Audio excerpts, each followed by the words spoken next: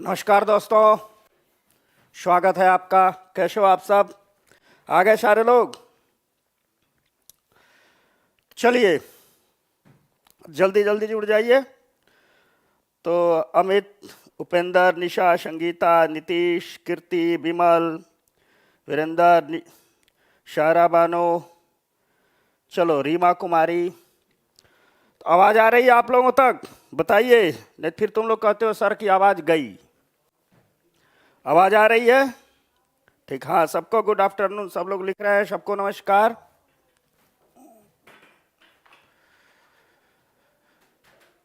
तो बात को शुरू करते हैं। और आज एनसीईआरटी का तीसरा और चौथा चैप्टर करेंगे। कल छठी एनसीईआरटी का पहला और दूसरा चैप्टर किए थे, आज तीसरा और चौथा करेंगे। तो तीसरे चैप्टर की शुरुआत करने से पहले आपको बताते हैं आज का टॉपिक है फाइबर टू फैब्रिक, तंतु से वस्त्र तक का इतिहास। यानी फाइबर कहां से आया और फैब्रिक तक कैसे पहुंचे, तंतु से वस्त्र तक। विज्ञान का भी मामला है और बड़ा मामला है। अर्थव्यवस्था में भी इसको पढ़ना है, विज्ञान में भी पढ़ना है, इतिहास का भी ये मामला है। मानव सभ्यता के इतिहास के साथ साथ वस्त्रों का इतिहास जुड़ा है। जैसे जैसे मनुष्य सभ्य होता गया, वस्त्रों के सलीके में, बुनावट में, पहनावे में अंतर आते गया। इस देश की विविधता का प्रतिनिधित्व सिर्फ सांस्कृतिक और विविधता ही नहीं है, सिर्फ भौगोलिक विविधता ही नहीं है, वस्त्रों में भी विविधता इस देश की का एक मूल्य है। तो आज हम उस विविधता को नहीं पढ़ेंगे जो वस्त्रों में झलकती है, या इतिहास की उस यात्रा में नहीं चलेंगे जो वस्त्रों के साथ साथ चलती है। हम बेसिकली साइंस के पार्ट को देखेंगे कि फाइबर से फैब्रिक की जो यात्रा है वो कैसे कैसे की गई, कितने प्रकार के फाइबर होते हैं, फैब्रिक होते हैं, और यहाँ एक करंट अपडेट भी करेंगे। ठीक, छठी की एनसीईआरटी में उस बात को नहीं दिया गया। अभी भारत सरकार ने शुरू किया है तकनीकी वस्त्रों पर राष्ट्रीय तकनीकी मिशन इत्यादि को पढ़ेंगे। तो आ जाइए, आप सारे लोग आ गए हैं, धीरे धीरे जुड़ते जा रहे हैं। ठीक, शोरा बालू, पारुल, पूजा, अंचल, कीर्ति दीक्षित, रीमा कुमारी, तो सब लोग जिसका नाम मैं नहीं ले पाया उन सबको भी नमस्कार है, वेलकम है। तो बात को शुरू करते हैं। तो तंतु से वस्त्र तक की ये कहानी। ठीक, तंतु से वस्त्र तक की ये कहानी। तो पहले समझते हैं फाइबर क्या है और फाइबर से वस्त्र तक पहुंचे कैसे। देखो, एक होता है तंतु, एक होता है वस्त्र और एक होता है कपड़ा। तीनों में अंतर है। ठीक, तंतु मतलब धागे, ठीक, वस्त्र मतलब धागों को का वस्त्र बना दिया जाता है, सिले नहीं रहते हैं। जो हम लोग पैंट पहनते हैं, शर्ट पहनते हैं, लड़कियां जो कपड़े पहनती है जो सिले सिलाए होते हैं, तो जो सिले सिलाए होते हैं उन्हें कपड़े कहते हैं। ठीक, तो पहले धागे बने। अगर मनुष्य का इतिहास देखा जाए तो ऐसे है, करोड़ों वर्षों से मनुष्य है, लेकिन उन करोड़ों वर्षों में वह ऐसे घूमते रहा, शिकार की तलाश में जंगलों में घूमते रहा, नंगे घूमते रहा, कपड़े पहनने के भी सलीके नहीं थे। जब ठंड में उसे ठंड लगती तो पेड़ों के बड़े बड़े जो पत्ते हैं उन्हें आपस में गूंथ करके पहन लेता था, या बड़े बड़े जानवरों की खाल, शेर की, चीते की, तेंदुए की, इनकी खाल पहन लेता था, भालू की खाल पहन लेता था, गेंडे की खाल पहन लेता था। ठीक, तो ऐसे पत्तों से शरीर को ढकता रहा, जानवरों की खालों से शरीर को ढकता रहा। लेकिन ये पत्तों से और शरीर को जो ढकता था वह इसलिए नहीं ढकता था कि शरीर ढकना है। शरीर को ढकने का कॉन्सेप्ट नहीं था, कुछ पहनने का कॉन्सेप्ट नहीं था। जाड़ा का होना, वर्षा का होना, गर्मी का होना, ये सब उसके लिए एक पहेली थी। इतिहास में पढ़ेंगे यहीं से धर्म और दर्शन कैसे आया। लेकिन जहां तक विज्ञान का मामला है तो इसलिए नहीं पहनता था कि उसके समाज में, उसकी सभ्यताओं में शरीर को ढकने के मूल्य विद्यमान थे। इसलिए पहनता था कि ठंड लग रही है तो चलो पत्तों ओढ़ लो, इससे गर्मी लगती है। ठीक, जानवरों की खाल ओढ़ लो, उससे गर्मी लगती है। बात जो रेशों की शुरू होती है, जब मनुष्य सभ्य होता है, सभ्यता का पैमाना यह है कि जब वो खेती करने लगा, कृषि करने लगा। जब कृषि करने लगे, बस्तियां बनाई, एक दूसरे जगह इकट्ठा हुआ, तो एक तरफ झोपड़ियां बनाना शुरू किया क्योंकि बारिश से बचना है, धूप से बचना है। दूसरी तरफ पेड़ों की लताओं को आपस में जोड़ करके, घास फूस को आपस में जोड़ करके कुछ ऐसे धागे नुमा संरचना बनाने लगा और उससे शरीर को ढकने लगा। यानी पत्ते और खाल से बात थोड़ी सी आगे बढ़ी। उसके बाद हमें साक्ष्य मिलता है कि गांव बस्तियां बसाई, धीरे धीरे उसने रेशे बनाने शुरू किए और कपास की खेती होती थी भारत में। कपास से कपड़े बनेंगे, इसका पहला साक्ष्य हमें सिंधु घाटी की सभ्यता में मिलता है। अर्थात संध्यो निवासी जो मोहनजोदड़ो हड़प्पा की सभ्यता के लोग हैं, वे कपड़े से परिचित हो, वस्त्र से परिचित हो गए थे, आपस में बुन करके वे पहनते थे। अगर हम विस्तार में नहीं जाएंगे, हाँ, गंगा घाटी के इतिहास में चलें, सिंधु के बाद सिंधु सभ्यता का ह्रास होता है और एक अलग संस्कृति के रूप में वैदिक उत्तर वैदिक काल में जो गंगा घाटी आती है, यहां देखते हैं कि रुई से बने धागे, रुई से बने धागे का तकल जो बुना जाता है, रुई से बने धागों को फिर आपस में मिलाकर के बड़े बड़े कपड़े बना करके, और कपड़े ऐसे पहनते थे जैसे साड़ी पहन रहे हैं, सारी वस्त्र ऐसे पहनते थे, साड़ी पहन रहे हैं, लपेट रहे हैं, ये सब चलते रहा। सिले सिलाए कपड़े के आगे का इतिहास बताता है कि जो कुषाण काल है भारत में, वहां से हमें इस बात के साक्ष्य मिलते हैं। हो सकता है उसके पहले पहनते हो, लेकिन साक्ष्य मिलते हैं कि कुषाणों के समय से भारतीयों ने सुई का आविष्कार हुआ और सिले सिलाए कपड़े पहनने शुरू किए, क्योंकि कनिष्क की एक ओवरकोट मिली हुई है, तो कहा जाता है ये पहला साक्ष्य है, यहीं से बात आई होगी। आगे बढ़ते हैं। मध्यकाल में तकलियों का इस्तेमाल हुआ, कपड़े की कहानी आगे बढ़ी। आधुनिक काल में जो औद्योगिक क्रांति हुई, उसने पूरी की पूरी कपड़े के माध्यम से दुनिया का इतिहास बदल दिया। ब्रिटेन में औद्योगिक क्रांति हुई, मिलों में मशीनों से कपड़े बुने जाने लगे और कपड़े बुने जाने लगे, ज्यादा मात्रा में वस्त्र का उत्पादन होने लगा। अब उन्हें कच्चे माल के रूप में कपास के स्रोतों की तलाश थी और ऐसे बाजार की तलाश थी जहां वो अपना कपड़ा बेच सकें, और इसी कपड़े के व्यापार को लेकर के उपनिवेशवाद शुरू हुआ, भारत गुलाम हुआ। कहानी अलग है। इसीलिए चूंकि उपनिवेशवाद की रीढ़ क्या थी? कपड़ा।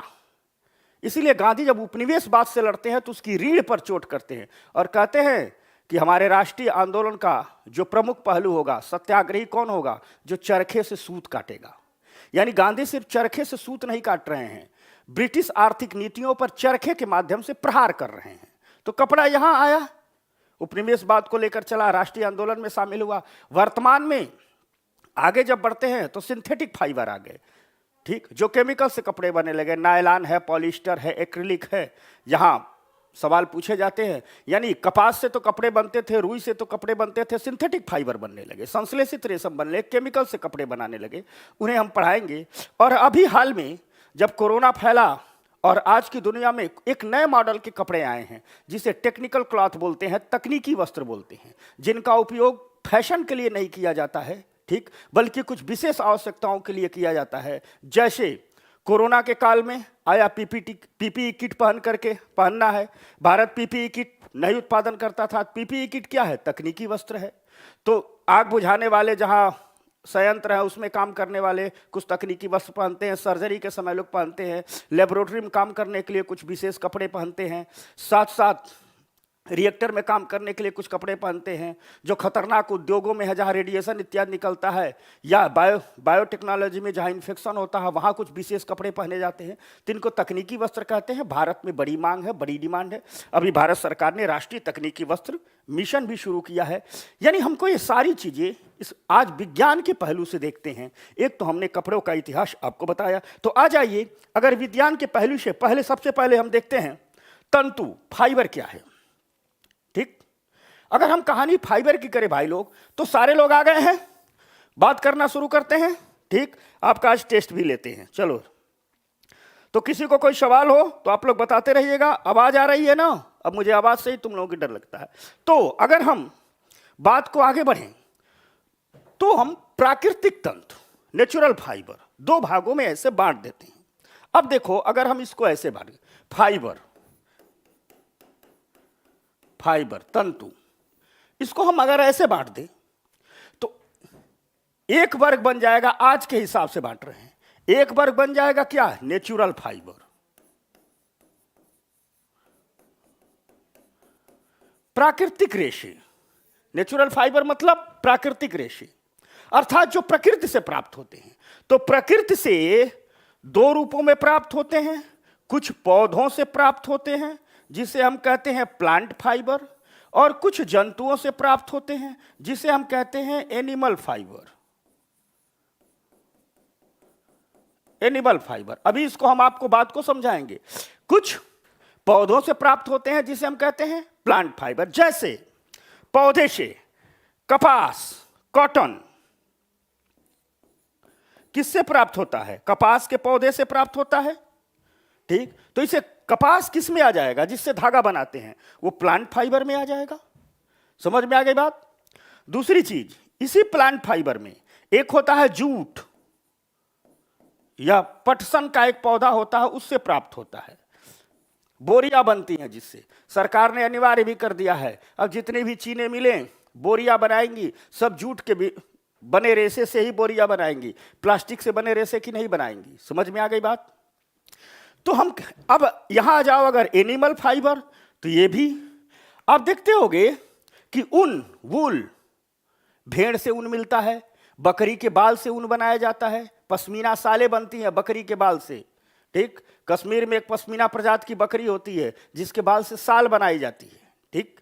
तो ऊन, वूल, ये किससे बनते हैं? जंतु से, यानी हम किससे बना रहे हैं? भेड़ से बना रहे हैं, बकरी से बना रहे हैं, खरगोश से बना रहे हैं। खरगोश के बालों का भी ऊन बनता है, उससे साल बनती है, कपड़े बनते हैं। साथ साथ रेशम, रेशम किससे निकालते हैं? कोकून से निकालते हैं। कोकून से निकालते हैं। कोकून मतलब क्या? एक छोटा सा घोंसला टाइप का होता है जिसमें रेशम के कीट पलते हैं, रेशम कीट, और इसी में ये रेशम छोड़ते हैं, उसी कोकून से रेशम निकालते हैं। यानी अगर हम बात करें कि फाइबर में जो नेचुरल फाइबर है वह कितने प्रकार का हो गया? फाइबर में जो पहला फाइबर है वो नेचुरल फाइबर है, वो कितने प्रकार का हो गया? प्लांट फाइबर और एनिमल फाइबर। प्लांट फाइबर में वो फाइबर जो पौधे से निकलते हैं, कॉटन, जूट। एनिमल फाइबर में जो ऊन है, भेड़, बकरी, खरगोश से निकलता है, रेशम में कोकून से निकलता है, ठीक। आपकी 7वीं के एनसीईआरटी में हम सिंथेटिक फाइबर विस्तार से पढ़ाएंगे, अभी भी हल्का से बताते हैं।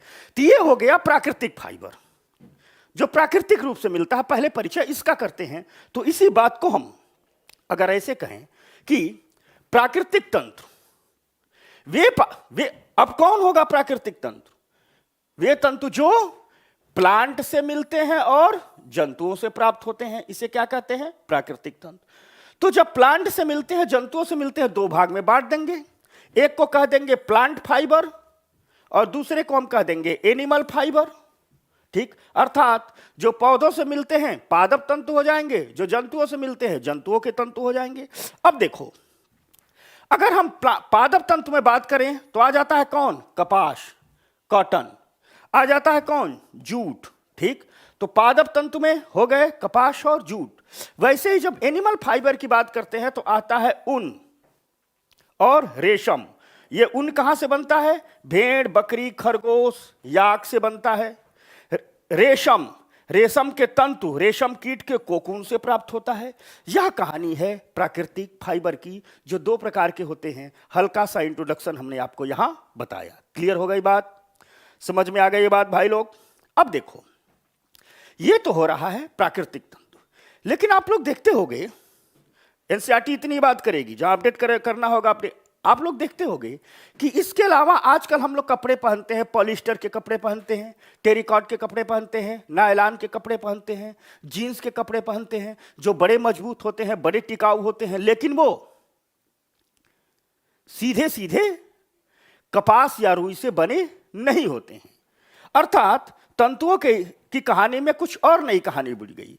तो ये तो वे तंतु हैं, ये तो वे फाइबर हैं जो प्रकृति से प्राप्त हुआ। इसके अलावा कुछ फाइबर, कुछ तंत्र वैसे हैं जिसे हम लेबोरेटरी में बनाते हैं। जिसे हम कहां बनाते हैं? लेबोरेटरी में बनाते हैं। अगर हम लेबोरेटरी में बनाने वाले तंतुओं की बात करें तो इसे कहते हैं सिंथेटिक फाइबर, संश्लेषित तंतु। जैसे समझाता हूं, अगर हम ऐसे बांट दें फाइबर को, फाइबर तो दो प्रकार का हो जाएगा, एक नेचुरल प्राकृतिक फाइबर और एक क्या हो जाएगा? Synthetic fibre. संश्लेषित तंतु। तो नेचुरल में कौन कौन हो गया? प्लांट फाइबर और एनिमल फाइबर। वैसे ही सिंथेटिक फाइबर यानी संश्लेषित तंत्र में वे फाइबर होते हैं जो कृत्रिम रूप से बनाए जाते हैं। कृत्रिम रूप से कैसे? केमिकल की सहायता से। क्या किया जाता है इसमें? या तो सीधे प्लास्टिक के फाइबर बना लिए जाते हैं, सीधे डायरेक्ट प्लास्टिक के फाइबर बना लिए जाते हैं, या तो प्लास्टिक फाइबर होते हैं, या हम क्या करते हैं कि कॉटन फाइबर में कॉटन और प्लस केमिकल मिक्स कर देते हैं, या यूं कहिए कि कॉटन प्लस प्लास्टिक को मिक्स कर देते हैं। तो इसमें अगर हम कह दें कि जो ये कृत्रिम रूप से यानी कृत्रिम रूप से बने हुए जो सिंथेटिक फाइबर हैं, क्या हो गया? जो ये सिंथेटिक फाइबर हैं इनको हम दो भागों में कर सकते हैं। एक वे फाइबर जो कॉटन और प्लास्टिक मिक्स हैं, और वे फाइबर जो सिर्फ कॉटन से बने हुए हैं। समझ में आ गई बात? तो यहां हमें एक कॉन्सेप्ट हमने समझाया, यानी सिंथेटिक फाइबर की जब जब बात आती है तो या तो सिर्फ केमिकल या प्लास्टिक का मिल बना हुआ फाइबर है, या कॉटन और प्लास्टिक को मिक्स कर दिया गया है। ठीक? तो अगर हम कहानी कुछ यूं समझें कि सिंथेटिक फाइबर, तो क्या कहा जा रहा है कि वे फाइबर जो रासायनिक पदार्थों से फाइबर का निर्माण किया जा रहा है। किससे निर्माण किया जा रहा है? रासायनिक पदार्थों से फाइबर का निर्माण किया जा रहा है। तो उसे हम क्या कह देंगे? Synthetic fibre. इसका एग्जाम्पल देख लो। पॉलीस्टर याद रखना, नायलॉन, एक्रिलिक। कई बार पूछा गया है एग्जामों में। ठीक? अभी हम क्वेश्चन बना के दिखाएंगे कि निम्नलिखित में से कौन सिंथेटिक फाइबर है। वो कौन है? पॉलीस्टर, नायलॉन और एक्रिलिक। तो एनसीईआरटी 3 सिंथेटिक फाइबर के एग्जाम्पल का इस्तेमाल करती है, और वो 3 है पॉलीस्टर, नायलॉन और एक्रिलिक। भूलेगा तो नहीं तुम सबको? ठीक? क्लियर हो गया?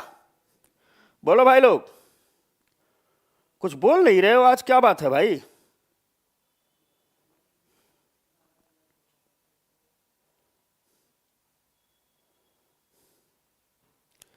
चल, ये एग्जाम रस का दीवाना लाल जयदीप कुमार क्लियर हो गया?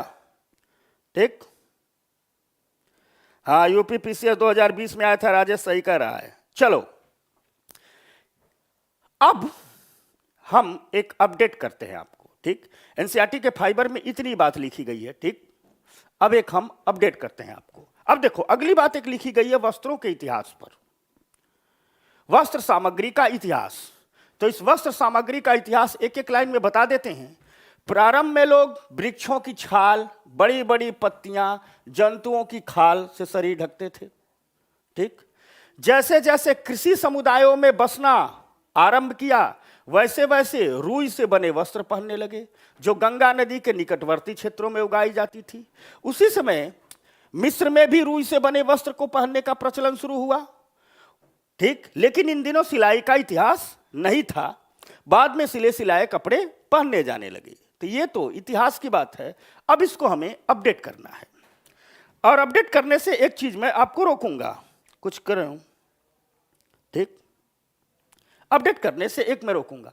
वस्त्र क्यों पहना जाता है, कपड़ा क्यों पहना जाता है? पहली आवश्यकता कि शरीर को ढकना है, तो सिर्फ ये प्राचीन काल में शरीर को ढकने के लिए पहना जाता था। आज की आवश्यकता क्या है? सिर्फ शरीर ढकने के लिए कपड़ा नहीं पहना जाता है, सुंदर दिखने के लिए कपड़ा पहना जाता है। क्योंकि मान लो शरीर ढकने के लिए सिर्फ कपड़ा पहना जाता तो टाट बोरी कुछ भी पहन लेते।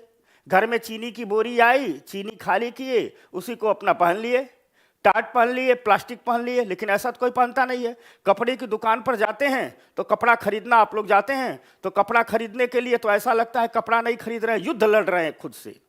पहले एक को पहन के देखेंगे, दूसरे को पहन के देखेंगे, मिरर में देखेंगे, आईने में देखेंगे, 4 लोगों से पूछेंगे, लगता है मतलब कपड़ा नहीं, नया जीवन खरीद रहे हैं। क्यों? क्योंकि अब जो कपड़ा है वह फैशन के लिए पहना जाता है, या यूं कहिए कि अपने आप को सुंदर दिखाने के लिए पहना जाता है। मनुष्य जात की जिजीविषा में सौंदर्य की जो तलाश है वो बड़ी गहरे बैठी हुई है। पूरा का पूरा मनुष्य की साइकोलॉजी, जो मनुष्य की जीवता, इसमें सौंदर्य की तलाश बहुत गहरे बैठी हुई है। ये नित्य नए नए सौंदर्य की तलाश करते रहता है, और इस नित्य नए नए सौंदर्य की तलाश से विकास की यात्राओं को बड़ा मिल मिलता है। बड़ी अच्छी बात है। तो कुछ ऐसे वस्त्रों की हाल के औद्योगिक जगत में जरूरत हुई है जिन्हें हम कहते हैं टेक्निकल क्लॉथ। ये एनसीईआरटी में बात नहीं दी गई है, लेकिन चूंकि हम फाइबर पढ़ रहे हैं तो इसको हल्का सा मैं अपडेट करता हूं। तकनीकी वस्त्र, टेक्निकल क्लॉथ।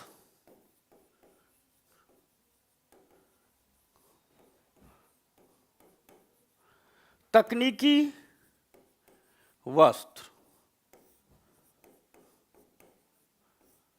ठीक। अगर कोई परिभाषा कहे कि तकनीकी वस्त्र किसे कहते हैं, क्या होते हैं तकनीकी वस्त्र, तो याद रखना तकनीकी वस्त्र वे वस्त्र हैं जो सौंदर्य जरूरतों के लिए नहीं पहने जाते हैं। कोई पीपीई किट पहन करके सुंदर दिखने के लिए पहनेगा नहीं, वो तो सर्जरी करने के समय पहनेगा।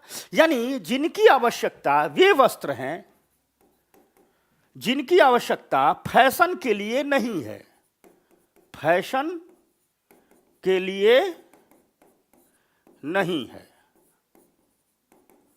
ठीक, फैशन के लिए नहीं है। तो पहले वस्त्र है जिनकी आवश्यकता फैशन के लिए नहीं है। तो किस लिए है भाई? यदि कह रहे हैं कि वे वस्त्र हैं जिनकी आवश्यकता फैशन के लिए नहीं है, किस लिए है? तो कुछ, दूसरी बात क्या निकल गई, कुछ औद्योगिक जरूरत के लिए है, कुछ विशेष जरूरत के लिए है, विशेष जरूरत के लिए,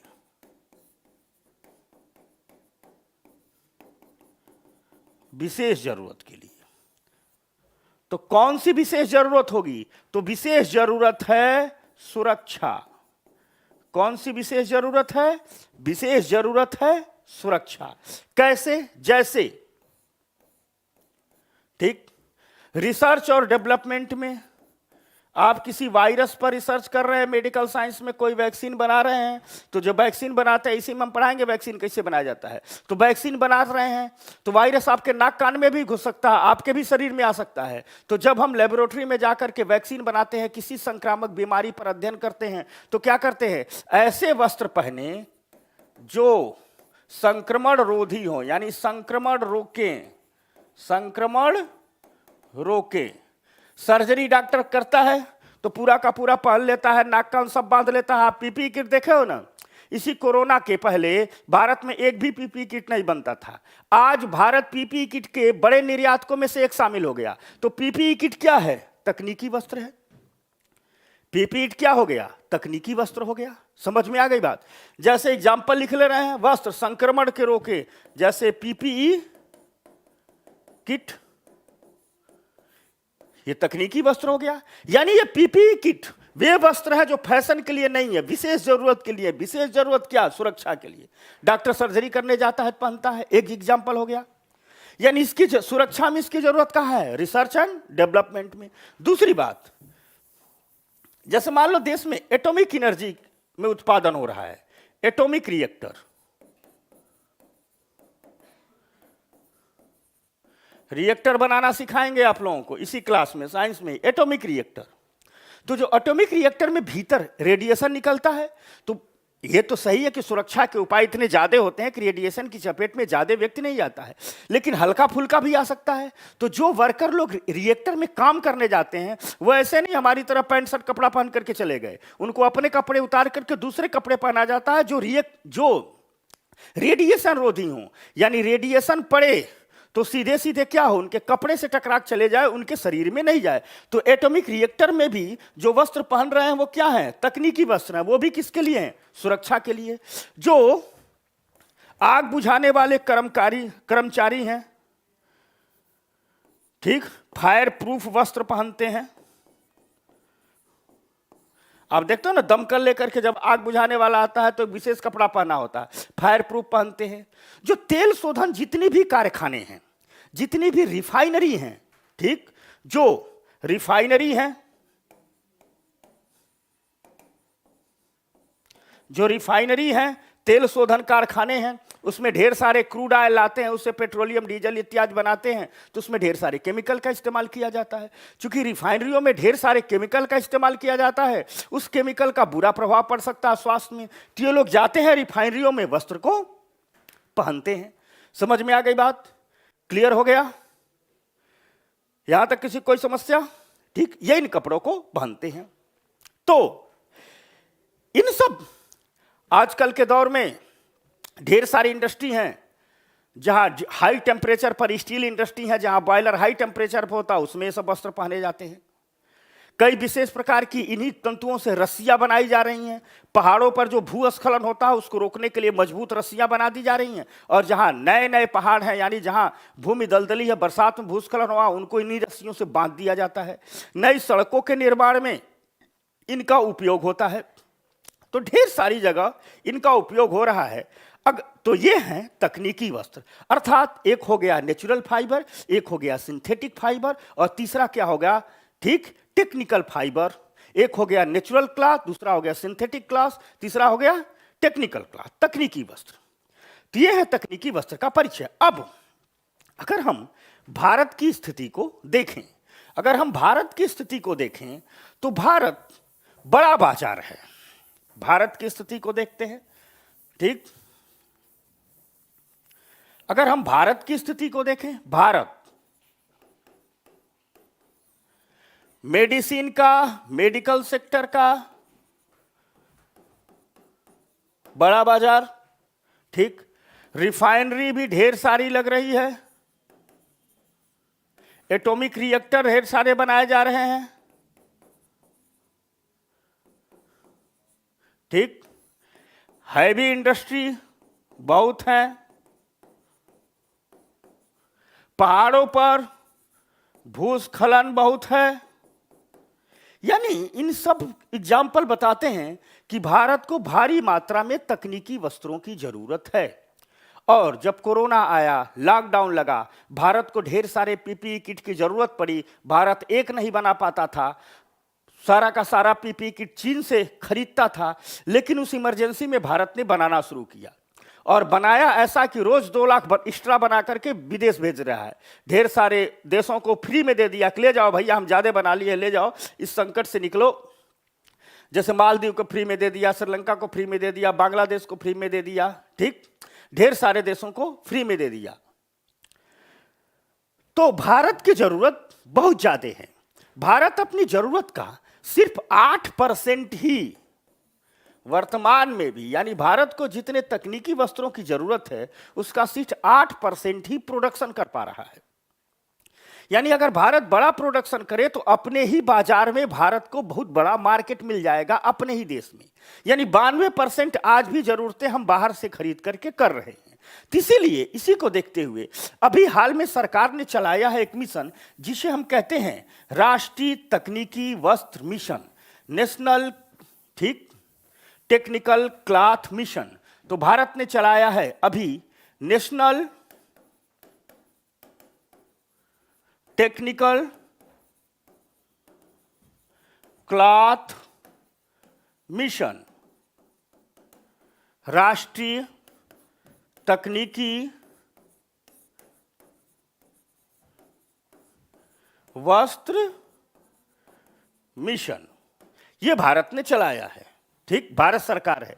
इसका उद्देश्य है भारत सरकार अपने पीएसयूज के द्वारा और भारत सरकार निजी क्षेत्र के द्वारा प्रोत्साहित करेगी कि भारत में जो तकनीकी वस्त्रों को बनाने का इंफ्रास्ट्रक्चर है बनाया जाए और ज्यादा से ज्यादा तकनीकी वस्त्रों का उत्पादन किया जाए। ठीक, नए नए स्टार्टअप को भी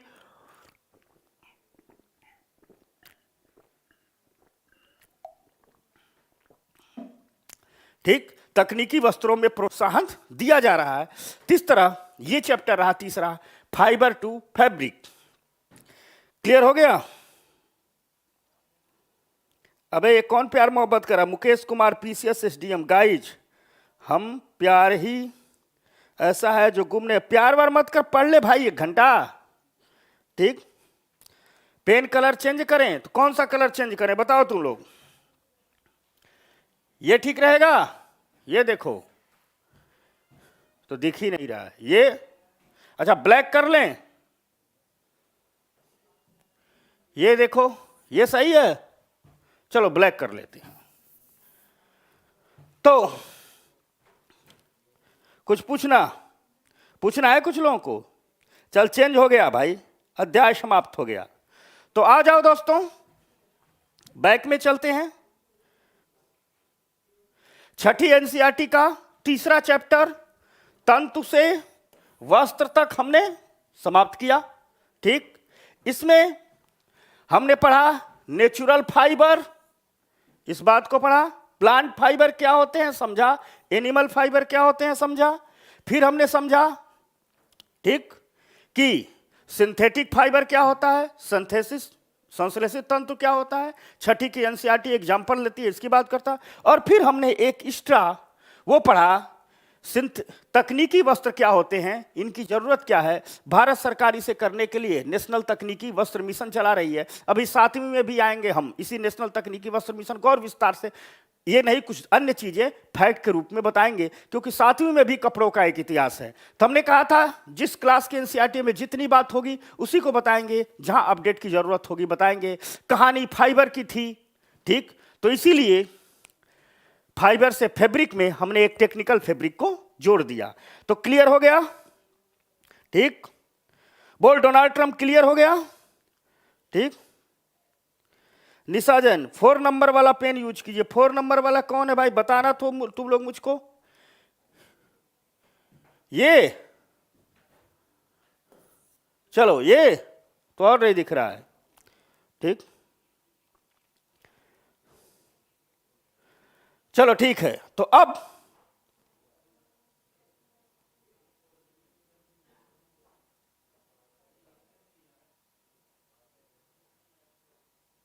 अरे कपास गोलक क्या होता है पढ़ा बे बुर्बक। कपास गोलक का मतलब होता है जिससे कपास के रेशों को बीना जाता है, ठीक। तकली आने के पहले गोलक का इस्तेमाल किया जाता था सिंधु घाटी सभ्यता में। वो एनसीईआरटी छठी में दिया गया, इसलिए तू पूछ रहा, वो सब नहीं पढ़ना है, कपास गोलक गोलक, ठीक। इतनी ही बातें साइंस में जाननी है। तो चल भाई लोग आगे बढ़ जाएं, ठीक। अच्छा दिख नहीं रहा है, क्या हो रहा है? अच्छा पीडीएफ तो आता है भाई। चल भाई ब्लैक ओके है एक, तो आज मैं इसका ब्लैक एंड व्हाइट ही रखता हूं। चलो तो आगे बढ़े, आ जाओ,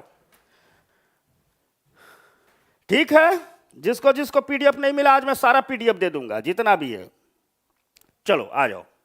तो अब आ जाओ कहानी चौथे चैप्टर की, अध्याय 4, वस्तुओं के समूह बनाना, ठीक। अध्याय 4 एनसीईआरटी 6 चैप्टर 4, वस्तुओं के समूह बनाना। अब धीरे धीरे यहां बातें कुछ पदार्थों के कैरेक्टर होंगी। हल्का सा हमने कैरेक्टर जीवों का पढ़ा कल, फिर हमने फाइबर पढ़ा। अब थोड़ा सा हल्का सा बहुत कैरेक्टर हम पढ़ेंगे मटेरियल की, ठीक, पदार्थों की। तो वस्तुओं के समूह बनाना, अध्याय 4 एनसीईआरटी क्लास 6। तो देखते हैं क्या है भाई वस्तुओं के समूह बनाना। तो पदार्थ, प्रॉपर्टी ऑफ मटेरियल, पदार्थ, ठीक, प्रॉपर्टी ऑफ मटेरियल। अब एक चीज समझाते हैं आपको, पदार्थ किसे कहते हैं। सीधी सी बात, बड़ी बड़ी बात नहीं बताएंगे, सीधी सी बात, मटेरियल, पदार्थ। पदार्थ की जो सिंपली परिभाषा दी जाती है वह कहा जाती है कि वह वस्तु जिसमें जो स्थान घेरती हो, स्थान घेरती हो, क्या करती हो, स्थान घेरती हो। तो स्थान कब घेरेगी, जब उसमें एक आयतन होगा, आयतन होगा, ठीक। स्थान कब घेरेगी, जिसमें आयतन होगा। और दूसरा वह वस्तु जिसमें भार हो, भार हो, वेट हो, वेट हो, याद रखना। ये दो मोटे तौर पर पदार्थ की परिभाषा है। वह वस्तु जो स्थान घेरती हो और जिसमें भार हो, मतलब उसका एक आयतन भी हो और साथ साथ उसका एक वेट भी हो, उसे हम कहते हैं पदार्थ, मटेरियल। यानी कोई ऐसी वस्तु पदार्थ नहीं हो सकती हो जिसमें कोई वेट ना हो, या उसका कोई अस्तित्व ही ना हो, भाई कोई आयतन ही नहीं, कहाँ है, शून्य में है। तो जो मोटे तौर पर परिभाषा दी जाती है, ठीक। हाँ, परमानंद कुमार बोल रहे हैं कि पीडीएफ कहाँ से लें, तो निर्माण आईएएस के टेलीग्राम चैनल पर जाइए और वहां से आपको पीडीएफ मिलेगी, ठीक। तो वॉल्यूम और वेट हो तो उसे हम कह देते हैं पदार्थ, ठीक। ये तो बात हो गई। अर्थात जब वॉल्यूम रहेगा तो हम उसे देख सकते हैं, हम उसे छू सकते हैं, हम उसे महसूस कर सकते हैं। और जब वेट रहेगा तो वेट उसके अस्तित्व को बताता है, ठीक। कोई भी वस्तु जिसमें वॉल्यूम होगा, आयतन होगा, क्षेत्रफल होगा, वो भारहीन हो ही नहीं सकती है। यानी ये दोनों एक दूसरे की परिभाषा है। जहां मास और वॉल्यूम है वह क्या कहलाता है, पदार्थ कहलाता है। तो ये तो पदार्थ की परिभाषा है।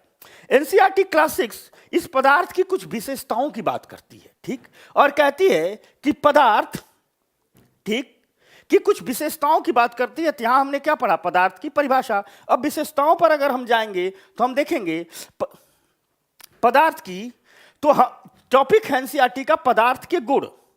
तो पदार्थ की परिभाषा समझ गए। अब समझना है कि यानी जहां मास होगा, वॉल्यूम होगा, वो पदार्थ कहलाएगा। तो इसके कुछ एक एक कैरेक्टर कहलाए, ठीक। तो कठोरता, पदार्थ का एक गुण होता है कठोरता, ठीक। पदार्थ का एक गुण होता है कठोरता। अब इस गुण के आधार पर अगर हम कहें कि जो ये मैटर है यह दो प्रकार का हो सकता है, एक हार्ड और एक सॉफ्ट, एक कठोर और एक कोमल। हमारे हाथ में पेन है, अगर इसे हम दबा रहे हैं, प्रेस कर रहे हैं, और ये कंप्रेस नहीं हो रही है, संपीड़ित नहीं हो रही है, अपने आकार को बदल दे नहीं रही है, यह भी तो एक पदार्थ है। तो क्या कहलाएगी, हार्ड कहलाएगी, कठोर पदार्थ कहलाएगी। और यही कोई स्पंज हो, रुई हो, ऐसे स्पंज लिए, स्पंज के बाल देखते हो ना, रुई लिया, ऐसे दबा दोते हो तो इतना बड़ा होता है, होगा इतना बड़ा। ऐसे दबाओगे, प्रेस करोगे तो क्या हो जाएगा, इतना छोटा हो जाएगा। तो हम कह सकते हैं कि पदार्थ का जो गुण है, ठीक, हार्डनेस, उसके आधार पर हम पदार्थ को दो भागों में बांट देते हैं, हार्ड पदार्थ और सॉफ्ट पदार्थ। तो उसी बात को हम कह रहे हैं कि वे पदार्थ जो आसानी से कंप्रेस्ड किए जा सके, जो कंप्रेस न किए जा सके, वे क्या कहलाते हैं, कठोर पदार्थ कहलाते हैं, हार्ड पदार्थ कहते हैं, ठीक। दूसरी चीज, वे पदार्थ जो आसानी से कंप्रेस किया जा सके, उसे क्या कहलाते हैं, कोमल पदार्थ कहलाते हैं। समझ में आ गई बात। यानी वे पदार्थ जिन्हें हम आसानी से कंप्रेस्ड न कर सकते हो वो क्या कहलाए, कठोर पदार्थ। जिन्हें आसानी से कर सकते हैं कंप्रेस, वे कहलाए सॉफ्ट पदार्थ, ठीक। अब आगे आ जाओ, ये कहां से चले गए। दूसरा जो कैरेक्टर है, विलेय अथवा अविलेय, सॉल्युबल और इनसॉल्युबल, ठीक। दूसरा कैरेक्टर है विलेय अथवा अविलेय, सॉल्युबल और इनसॉल्युबल। देखो, वे पदार्थ जो पूर्णतः घुल जाते हैं, किसमें, जल में, उन्हें क्या कहते हैं, विलेय कहते हैं। पानी में किसी पदार्थ को डाला, घुल गया, आपको पता नहीं चला, जैसे चीनी है, नमक है, ठीक, चीनी है, नमक है, ठीक। अगर ये पदार्थ पानी में घुल गए तो क्या कहलाएंगे, विलेय पदार्थ कहलाएंगे। कुछ पदार्थ ऐसे भी हैं जैसे मिट्टी है, बालू है, लकड़ी का बुरादा है, इसे में पानी में डालिए और न घुले तो ये क्या कहलाएगा, अविलेय पदार्थ कहलाएगा। समझ में आ रही बात। कई द्रव भी पानी में घुल जाते हैं, जैसे नींबू का रस पानी में घुल जाता है, सिरका पानी में घुल जाता है, मिट्टी का तेल पानी में नहीं घुलता है। अर्थात हम कह सकते हैं कि पदार्थ का जो दूसरा कैरेक्टर होता है वो होता है उसकी विलेयता और सॉल्युबल या इनसॉल्युबल, विलेयता और अविलेयता। विलेयता का मतलब जो पदार्थ पूर्णतः घुल जाते हैं, और वे पदार्थ जो जल में नहीं घुलते हैं। तो जल में नहीं घुलेंगे वे क्या कहलाएंगे, अविलेय पदार्थ। यह पदार्थ का दूसरा कैरेक्टर हो गया। समझ में आ गई बात। तो पदार्थ का पहला हमने कैरेक्टर पढ़ाया क्या, ठीक। पहला हमने कैरेक्टर पढ़ा हार्डनेस, यानी हार्ड मटेरियल, सॉफ्ट मटेरियल। दूसरा पदार्थ पढ़ा विलेय पदार्थ और अविलेय पदार्थ। अविलेय पदार्थ का हमने एग्जाम्पल बनाया है मिट्टी, विलेय पदार्थ का बनाया है चीनी, नमक। ये सब हो गया, ठीक। अगली बात है ट्रांसपेरेंसी, पारदर्शिता। पदार्थ का एक गुण है ट्रांसपेरेंसी। इसको हम दो तरीके से अभी समझाएंगे। देखो, कुछ पूछ रहे हो सब लोग? आवाज आ रही है ना?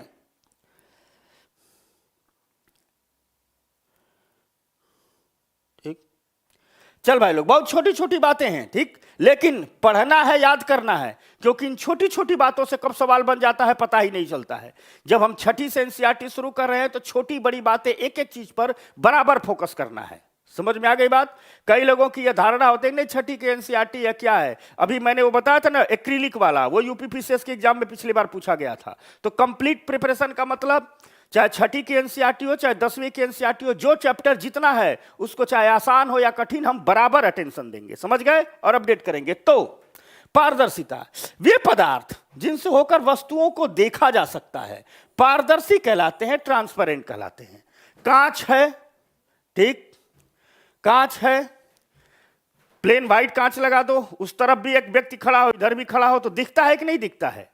यानी हम कांच के आर पार उसे देख रहे हैं तो कांच क्या हो जाएगा? पारदर्शी पदार्थ हो जाएगा। पानी,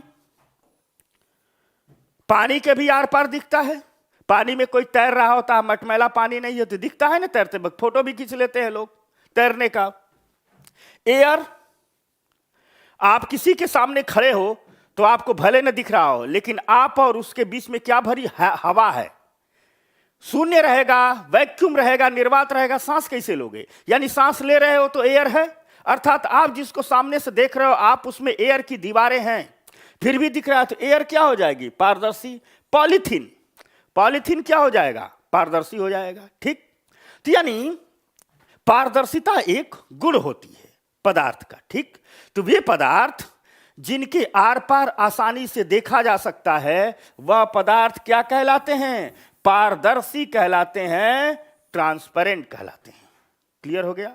वे पदार्थ जिनसे आर पार नहीं देखा जा सकता है वे पदार्थ क्या कहलाते हैं? अपारदर्शी कहलाते हैं। ठीक, मान लो दीवार है, इस उधर वो व्यक्ति खड़ा, इधर कागज का गत्ता लगा दो मोटा सा, तो उधर वाला दिखेगा? नहीं दिखेगा। तो कागज का गत्ता क्या हो गया? अपारदर्शी हो गया। ठीक, प्लास्टिक लगा दो, पॉलीथीन नहीं लगा, कलर प्लास्टिक लगा दो, उधर वाला नहीं दिखेगा। तो रंगीन प्लास्टिक क्या हो गया? ठीक, अपारदर्शी हो गया।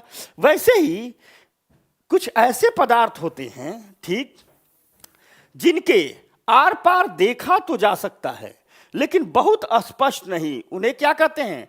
पारभासी कहते हैं, ट्रांसलूसेंट कहते हैं।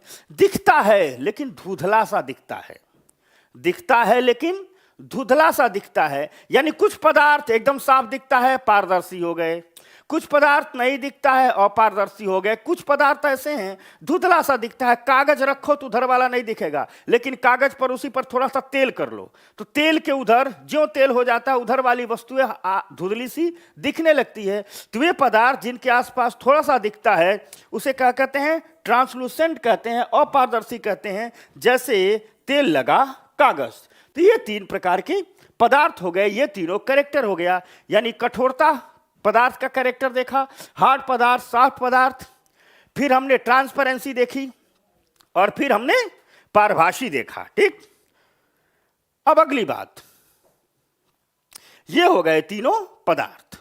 तो बस पदार्थ वाले टॉपिक में, बहुत छोटा सा टॉपिक था आज का, तो पदार्थ वाले टॉपिक में बस इतनी सी बात पढ़नी थी। छठी के एनसीईआरटी में इतनी बात लिखी गई है, पदार्थ की परिभाषा लिखी गई है और पदार्थ का क्या लिखा गया है? ठीक, कैरेक्टर बताया गया है इसके आधार पर। तो छठी का एनसीईआरटी का टॉपिक 4 इस प्रकार ये खत्म होता है। अब हम कुछ सवाल करते हैं इन दोनों पर, थोड़ा छोटा छोटा एक दो सवाल करो। तो तंतुओं के संदर्भ में, अब लोग जवाब दो आप लोग, तंतुओं के संदर्भ में निम्न कथनों पर। अच्छा, कौन पूछ रहा है? रजनीश यादव, सर पानी विलेय पदार्थ है या अविलेय पदार्थ? भाई पानी सबको आप अपने आप में घोलता है। दुनिया का सबसे शानदार सॉल्वेंट यही है, विलायक इसे कहते हैं। ठीक ना, घोल रहा है अपने आप में। क्लियर हो गई बात? तो आ जाओ। ठीक, किसका मानसिक संतुलन बिगाड़ गया है भाई? सब लिख रहे हैं किसी का मानसिक संतुलन बिगड़ गया है। ठीक, चलो आ जाओ। अरे पानी अब विलेय पदार्थ, विलेय भाई, ठीक। आजा, तो फाइबर के संदर्भ में निम्न कथनों में से कौन सही नहीं है? आंसर देना है सबको, जो नहीं देगा मैं मारूंगा, ठीक।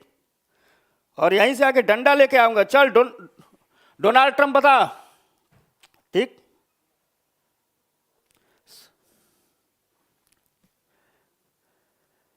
ठीक, तो उसके लिए पानी के लिए एक अलग ही कहा जाता है, विलायक है, सबको आपस में घोल लेता है। चल एक सवाल बता, आजा। तंतुओं, फाइबर के संबंध में निम्न कथनों में से कौन सही नहीं है? पहला, रुई और जूट जैसे तंतु पादपों से प्राप्त होते हैं, ऑप्शन नंबर 1। दूसरा, जूट नारियल का बाहरी आवरण होता है। तीसरा, रेशम तंतु को कोकून से खींचा जाता है। चौथा, ऊन तथा रेशम जंतुओं से प्राप्त होते हैं। इनमें कौन सही नहीं है? जल्दी जल्दी आंसर दो, तो जल्दी जल्दी आंसर दो, ठीक। वाह भाई, बी सारे लोग दे रहे हैं, ठीक।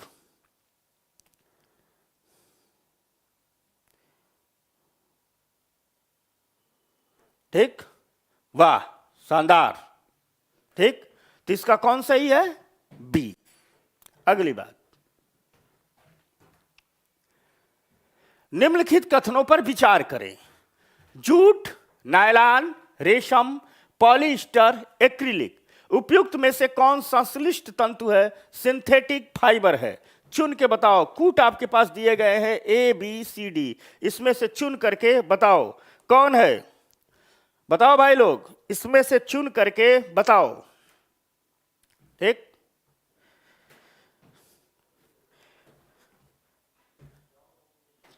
पॉलिएस्टर, एक्रिलिक, नायलॉन, रेशम, कौन सही है? कौन लोग जवाब दे रहे हैं? बी सारे सब दे रहे हैं। बी क्या है?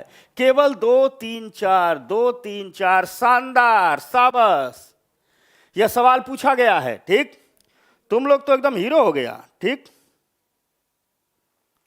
चलो, शानदार, शाबाश, मस्त, एकदम क्लियर हुआ, ठीक। बी, शाबाश। जिसने जिसने बी कहा, देखो, जूट, जूट किससे प्राप्त होता है? पटसन के पौधे से। तो जब जूट पटसन के पौधे से प्राप्त होता है, और रेशम किससे प्राप्त होता है? कोकून से, यानी रेशम कीट से। रेशम का कीड़ा पाला जाता है कीट से। तो यह पौधा हो गया, जंतु हो गया, बना कौन? Nylon, polyester, acrylic. ये सही रहा। अगली बात, भारत में जूट की खेती की जाती है, कहां कहां की जाती है? पश्चिम बंगाल, बिहार, केरल, आसाम। इसमें बताओ तुम लोग कहां कहां की जाती है, ठीक। बताओ भाई लोग, तो सबका आज बीबी होगा क्या? चल तू ये बता दे, कहां कहां की जाती है, बताओ। भारत में जूट की खेती कहां कहां की जाती है? बताओ आप लोग।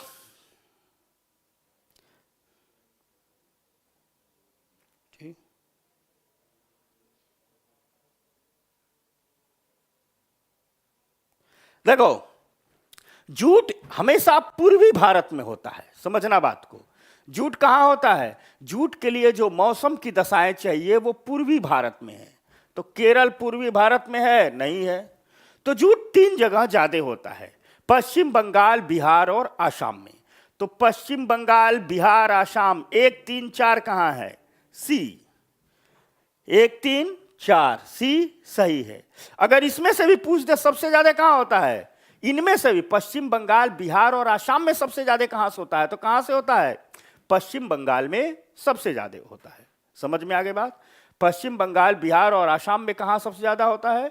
तो पश्चिम बंगाल में सबसे ज्यादा होता है। क्लियर हो गया? समझ गए भाई लोग, ठीक। अब आ जाओ अगली बात, निम्नलिखित पर विचार करें। चौथा, ठीक। ऑक्सीजन, सिरका, मिट्टी का तेल, नींबू का रस, कौन जल में विलेय है, कौन पानी में घुलता है? बताओ तो, ठीक। कौन जल में विलेय है?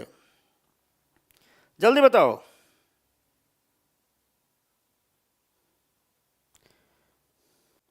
इसमें आओ, कौन जल में विलेय है? बता भाई लोग, कौन जल में विलेय है? ठीक, कौन जल में विलेय है? तो देखो, एक तरीका बताए, जब सही ना आए तो गलत छांटो। मान लो आपको इसका सही आंसर पता है, सुनो, एक तुक्का लगाने का तरीका बता रहे हैं, सुनो भाई लोग, तुक्का लगाने का तरीका बता रहे हैं, कभी कभी गलत छांटो। मान लो पता नहीं है कि सिरका विलेय है कि नींबू का रस है कि ऑक्सीकॉन विलेय है, तो गलत छांटो। तेल जल में विलेय नहीं होता। पेट्रोल देखते हो, पानी में डालोगे तो ऊपर लेयर बन जाती है। ठीक, जब आपको आगे की साइंस पढ़ाएंगे तो पढ़ाएंगे हम आपको ऑयल पोल्यूशन। तो ऑयल पोल्यूशन हटाने के कई तरीके होते हैं। एक होता है कि बैगिंग कर देना, चारों तरफ से बैग से घेर देते हैं समुद्र में जब टैंकर फैल जाते हैं, और उस पर जो तेल तैरती रहती है उसमें आग लगा देते हैं। ये एक तरीका है, लेकिन इससे जीव जंतु जाते हैं। एक तरीका ये है कि कुछ विशेष प्रकार के वैक्यूम होते हैं, उससे अवशोषित कर लेते हैं। एक तरीका है, कुछ बैक्टीरिया बनाए गए हैं जो तेल को खाते हैं, उन्हें हाइड्रोजन ऑक्सीजन में तोड़ देते हैं। तो मान लो जब सही नहीं है तो गलत चुन लो। ये तो सबको पता है कि मिट्टी का तेल जल में विलेय नहीं है, तो तुक्का बता रहा हूं। तो अगर एक पकड़ लो तो देखो, मिट्टी का तेल क्या है? ऑप्शन 3 है, यानी जिस जिस ऑप्शन में 3 होगा वो क्या होगा? गलत होगा। आपको मान लो ये तीनों के बारे में ना पता हो, सिर्फ एक पता हो, अच्छा मिट्टी का तेल तो विलेय नहीं है, ये सब है कि नहीं ये पता नहीं है, तो इसको पकड़ लो। तो देखो 3 कहां कहां है। पहले में 3 है, इसमें 1 2 3 गलत, एक निकल गया। अब देखो, जहां ऑक्सीजन सब लोग जानते हैं, जलीय जंतु रहते हैं, सांस लेते हैं, ऑक्सीजन मिल गया, सिरका मिल गया, नींबू का रस मिल गया, यानी इसका सही क्या हो गया? 1 2 4। क्लियर हो गया? सी। वाह शाबाश, तू लोग बहुत तेज हो गया। अगली बात, निम्नलिखित पर विचार कीजिए। ठीक, निम्न स्टील की प्लेट, पहला तेल लगा कागज, गत्ते का डिब्बा, कांच, निम्नलिखित में से कौन पारभासी है? ट्रांसलूसेंट है। बताओ कौन है? कौन पारभासी है? पारभासी का मतलब क्या है? 3 बताए थे ना, पारदर्शी, अपारदर्शी, पारभासी। मतलब धुंधला दिखता हो, तो कौन होगा इसमें? जल्दी जल्दी बताओ, इसमें कौन होगा? इसमें कौन होगा? बता भाई लोग, कितने लोग? शानदार। अरे सी कौन बता रहा है? ए होगा, ए। देखो, स्टील की प्लेट, आप किसी के सामने खड़े हो, स्टील की प्लेट लगा दिया जाए, ऐसे स्टील की दीवार खरीद के, दिखता है आगे वाला नहीं दिखता है, यानी ये क्या हो गया? अपारदर्शी हो गया। गत्ते का डिब्बा, गत्ते की जिसमें पैकिंग आती है, ऐसे गत्ते की दीवार खड़ी कर दी जाए, उधर दिखा जाए, नहीं दिखेगा, ये भी अपारदर्शी हो गया।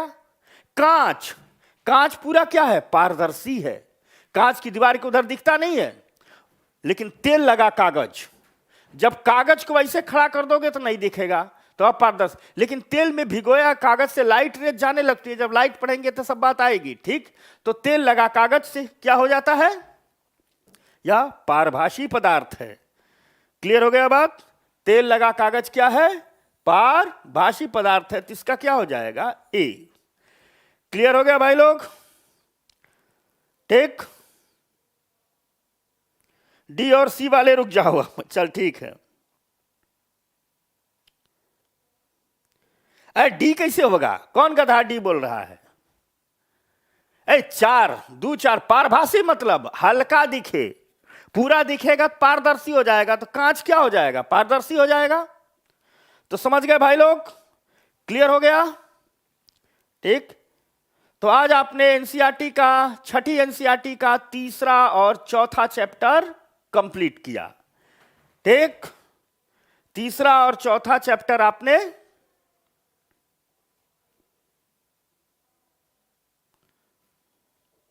अध्याय 3 तंतु से वस्त्र तक और अध्याय 4 वस्तुओं के समूह बनाना। ठीक, बहुत अच्छाई से आप लोगों ने पढ़ा, बहुत शानदार तरीके से पढ़ा। अब चैप्टर 5वां और चैप्टर 6ठा, हमने कहा था कि 6ठी से 8वीं तक एनसीईआरटी रोज 2 चैप्टर पढ़ाएंगे, ठीक? समझ में आ गई बात? तो कल परसों में 2 दिन में 6ठी की एनसीईआरटी समाप्त कर देंगे। समझ, 8 ही चैप्टर है, तो 4 चैप्टर आज हो गया, कल 2 चैप्टर, परसों 2 चैप्टर। क्लियर हो गई बात? 2 दिन में 6ठी समाप्त, 7वीं शुरू, तो रोज पढ़ेंगे। तो ठीक है दोस्तों, अच्छा लगा। अब सवाल रोज मैं बना बना करके आपको दिखाऊंगा, क्योंकि सवाल नहीं बनाता हूं तो आप लोग भूलने लगते हो। तो चैप्टर 4 तक हम पढ़ लिए, कल पढ़ेंगे चैप्टर 5, 6, उसके अगले दिन पढ़ेंगे चैप्टर 7, 8, और आने वाले 2 दिनों में, ठीक, आपको एनसीईआरटी, यानी आज कौन है, फ्राइडे है, कल सैटरडे, संडे छुट्टी, मंडे को 6ठी एनसीईआरटी समाप्त कर ट्यूसडे को 7वीं में प्रवेश कर जाएंगे, ठीक? तो धन्यवाद, आप लोग आए, बड़ा मजा आता है मुझे आप लोगों के साथ पढ़ने में। अच्छा ये बताओ, साइंस अब याद हो जा रही है ना? भारी तो नहीं लग रहा है? 1 सेकंड मुझे बताओ कमेंट बॉक्स में, साइंस भारी नहीं लग रहा है? तो चलो ऐसे ही पूरी साइंस याद हो जाएगी। तब तक आप लोग अन्य विषय पढ़ाई कीजिए। साइंस अब केवल जो विषय मैं पढ़ाऊं केवल क्लास में पढ़ना, घर जाकर नहीं पढ़ना, यही याद हो जाएगा, ठीक? और इस वीडियो को ज्यादा से ज्यादा लाइक कीजिए और शेयर कीजिए, और रेगुलर क्लास में आइए। मिलते हैं कल 12:30 बजे एनसीईआरटी के चैप्टर 5वें और 6ठे के साथ। धन्यवाद।